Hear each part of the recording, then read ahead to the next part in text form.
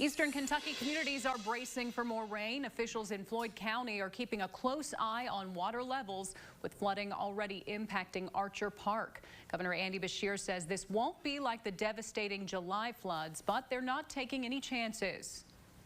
The main thing before the weather sets in is be proactive, get prepared, go out while you can right now, food, groceries, medicine especially.